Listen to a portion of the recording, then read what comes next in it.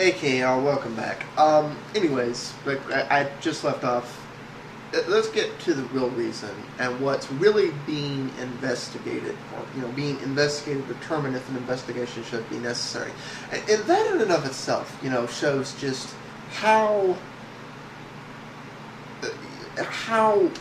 lopsided it is when it comes to Apple. It really is. It's like it's kudos to Apple for convincing everyone, including federal regulators, to take this stance. It's about, does Apple have the ability legally? There's definite ethical implications, but the investigation is this really a legal squabble? Should we even bother wasting resources investigating this? And with any other company, it wouldn't be a, should we think about it? It should be, oh, we're going to investigate this. And that is, does Apple as a company have the right to say, we don't think competition is a good thing? And all the Apple fanboys are going, oh, this is about backdooring Flash with the iPhone OS and Apple doesn't want, yada, and so forth. That's not what it's about. It's about, should cross-platform development tools be allowed to develop for the iPhone? Apple says no. If any other company tried this, like I can give an example of exactly what this would be keen to. For those of you who don't know what ASP.NET is, it's a server-side programming language that is basically a server-side recreation of JavaScript, so you can run these things from server-side, which has obvious benefits. There's other things too. This would be the equivalent, and this is a Microsoft language, by the way. This would be the equivalent to Microsoft waking up one morning and deciding if you want to use ASP.NET, you have to create your ASP.NET webpage using Microsoft Visual Studio. If you didn't buy the $700 Microsoft Visual Studio program, ASP.NET is going to refuse to run your code because it wasn't signed by Visual Studio. Not because there's an error in your code, not because there's anything wrong with your code, but because it wasn't created using Microsoft tools. That's exactly what Apple's done here. When you run something through a cross-compiler, it turns it into native code. Which means it's, for all intents and purposes, the output code from that CS5 would have been outputting would have been identical to the code creating using Apple's tools. For those of you who are twitching, like, well, what's the big problem? Well, the big problem is it could also be used to export that to code native to Android and other thing, which is what Apple obviously doesn't like.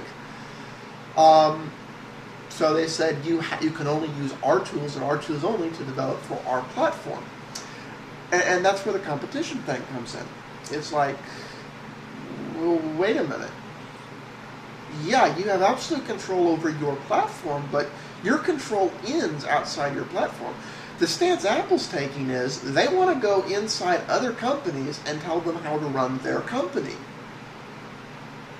If any other company did this and said, no, you can't use our competitor's software, you can't do it. You cannot use our competitor's tools. Any tool that is a competitor is not allowed. Microsoft tried this, the FTC and the EU would be breathing down their neck in 5 minutes. Adobe tried this, the FTC and the EU would be breathing down their throat in 5 minutes. Sun tried this. Any other company tried this. Regulators would be breathing down their neck in 5 minutes or less. But Apple tries it, and we're having a debate about whether or not, because it's Apple's platform, they have the right to prevent competition. They have the right to control things beyond the scope of their platform. Apple gets to set what programming language, what things, yada yada, so forth, what hooks are available. They get to set all of that stuff. I don't disagree with that. Which means they can just remove the hooks and not make it able for Flash to go in there, so that's which they've obviously done. There is no hook in the browser for Flash to get in there. They removed it, and that's done. And that's what people keep trying to say. It's like, yes, that is Apple's choice. I think the end users hurt from it, but that is Apple's choice. Apple's saying I can't use a competitor's tool just because they don't like the avenues it opens for my business and therefore Apple is against and preventing lawful competition and is making lawful competition against their user agreement, well, that starts to reek of a monopolistic action. And yes, Apple has a very small market share overall in the grand scheme of things, but they're getting bigger and bigger in the mobile market, and that's fine. And let's be honest, if this was any other company, we would not be having an educated debate about this. We would be crying bloody murder. How dare you prevent competition? But because it's Apple, we're like, oh, well, Apple has the right to say competition's bad because competition isn't good for Apple. Does that make sense to anyone? It obviously makes sense to Eric, but does that make sense to anyone else? It's like, I'd be a little enraged that it isn't an actual investigation, that it's just an investigation to have an investigation. Anyways, let's get back to the Badly Unique. To put out updates in the future, I just don't think Apple wants to deal with that. Over the past 3 years, Adobe has proved that it can be extremely lazy and slow. And I don't think Apple wants to deal with that, for one thing. Everybody can read the letter that Steve Jobs wrote to about Flash. It makes a lot of sense. There's some really, really good, sound reasoning within that letter. And of course, a lot of the Apple the Flash fanboys will disagree. But there's really no denying some of it. Apple has practically begged Adobe for a mobile version of Flash over the past 3-4 years, and they just haven't been able to get their shit together. And now Adobe developers, Flash developers are screaming that it's their right. It's their right to develop in whatever tool they want on whatever platform they want. And what you don't understand is it's not your right to fucking do anything.